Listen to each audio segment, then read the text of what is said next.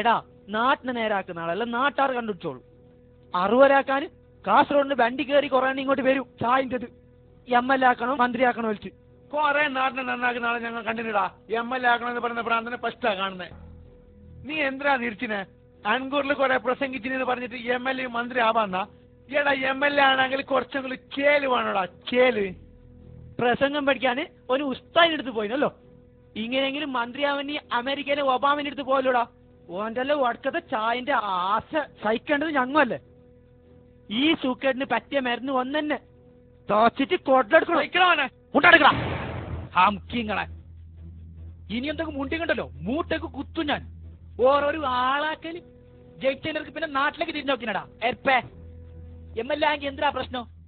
2 മണിക്കൂർ സ്റ്റേജിൽ കയറി പ്രസംഗിക്കാൻ കഴിയോടാന്ന് നിൽക്കല്ലോ. തൂരിപ്പൂ പാൻറില് നിന്നലെ ഉണ്ടാക്കിയതിന് മന്ത്രിയാക്കിയിട്ട് ഭൂമിയിലേക്ക് ഇറക്കിയല്ലേ. മന്ത്രിമാർക്ക് എന്താ 2 എണ്ണം ജാസ്തി ഉണ്ടാ. അല്ലാങ്ക നിന്റെ എല്ലാം മറ്റടുത്ത് നാടാ മയിലാട്ടിക്ക് കയറി കൊടുക്കുന്നത്.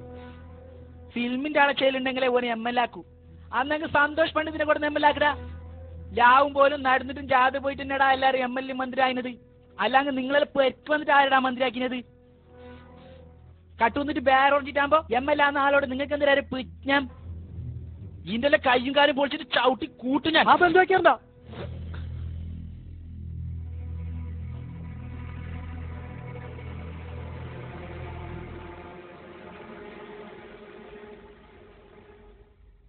ഇനി പറഞ്ഞിരിച്ച എനിക്ക് MLA ആയിക്കൂടെ? ഞാൻ നല്ല ചെയ്യല് പ്രസംഗിക്കുന്നില്ല. നിങ്ങൾക്ക് അതിശയില്ലേ? ഇല്ലേ? നാട്ടിലത്തെ ചങ്ങായിമാരോടൊക്കെ പിരിപ്പിച്ചിട്ടാ ഞാൻ ഇവിടത്തേക്ക് വന്നത്. ഇവിടുത്തെ റോഡിന്റെ കഥ എല്ലാം അറിയല്ലോ.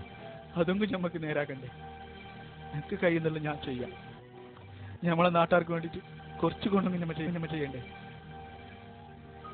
അതൊന്നും ചെയ്തില്ല. നാട്ടുകാരെന്ന് വിചാരിച്ച അടുത്ത് വീട്ടിനെങ്കിൽ എന്നെ സ്ഥാനാർത്ഥിച്ച ആവശ്യ